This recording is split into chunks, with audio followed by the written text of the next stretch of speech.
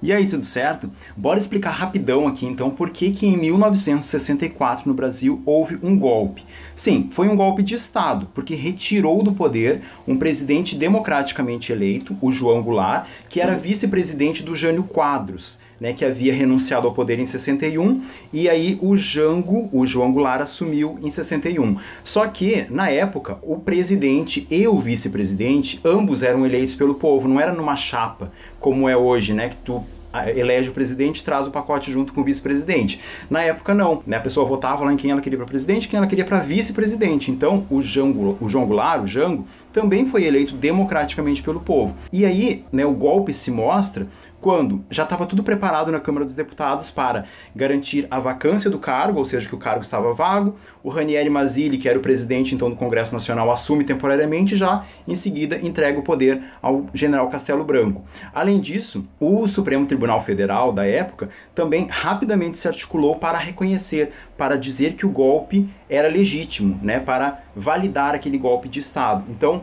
tudo que ocorre naqueles dias, ali no finalzinho de março, comecinho de abril de 1964, legitima o fato de que sim, foi um golpe de Estado muito bem arquitetado, preparado para que os militares assumissem o poder. E aí a forma como eles seguem no poder mostra que também foi um golpe contra a democracia, porque já o primeiro ato institucional, o AI-1, ele já definia que diversos cidadãos poderiam ter os seus direitos políticos cassados por 10 anos, ou seja, não poderiam votar, nem ser votados, nem se candidatar a um cargo por um longo período de 10 anos, ou seja, passa a estabelecer que alguns cidadãos eram tão perigosos para os interesses do governo militar naquele momento que iria impedir que eles pudessem ter qualquer acesso a serem eleitos. Além disso, nesse mesmo ato institucional, garantiu que diversos deputados já eleitos pelo povo tivessem seus mandatos cassados. Então, impede que aquela oposição mais ferrenha ao regime militar pudesse permanecer lá no Congresso Nacional incomodando. Aí vai vir o segundo ato institucional, o AI-2, que vai reduzir o número de partidos políticos a 2. Vai ter a Arena, a Aliança Renovadora Nacional, onde vão estar todos aqueles políticos que concordam com o regime militar, e vai ter o MDB, o Movimento Democrático Brasileiro, onde toda a oposição consentida, todos aqueles que não foram caçados logo depois do golpe, todos aqueles que não foram presos ou tiveram que se exilar, aqueles que ainda restaram, né, ficaram no MDB, no Movimento Democrático Brasileiro, e aí podiam ser aquela oposição consentida, ou seja, aquela oposição que não batesse tanto de frente assim com o regime militar. Aí nós vamos ter depois o AI-3, que vai ser o ato institucional que vai acabar com eleições para governadores. Então, é porque na eleição anterior, né, já dentro da ditadura militar, vários governadores eleitos eram contrários aos atos do regime militar, então os militares temem que, né, o povo continue votando naqueles que são uma oposição.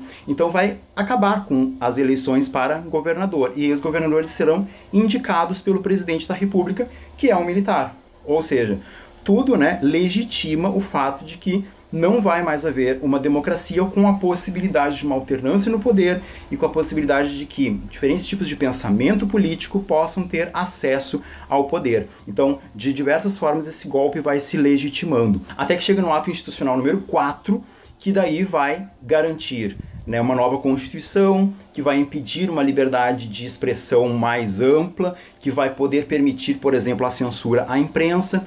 E a gente questiona, né, se não é um golpe, se é algo onde tudo está sendo feito dentro da lei, por que as prisões elas eram clandestinas? Né? Quando se prendia inimigos políticos, por que eles não eram presos dentro de um processo legal, né, que permitisse, então, justificar a sua prisão e, assim, né, mantê-lo preso? Não, isso era feito de maneira ilegal, era feito de maneira clandestina.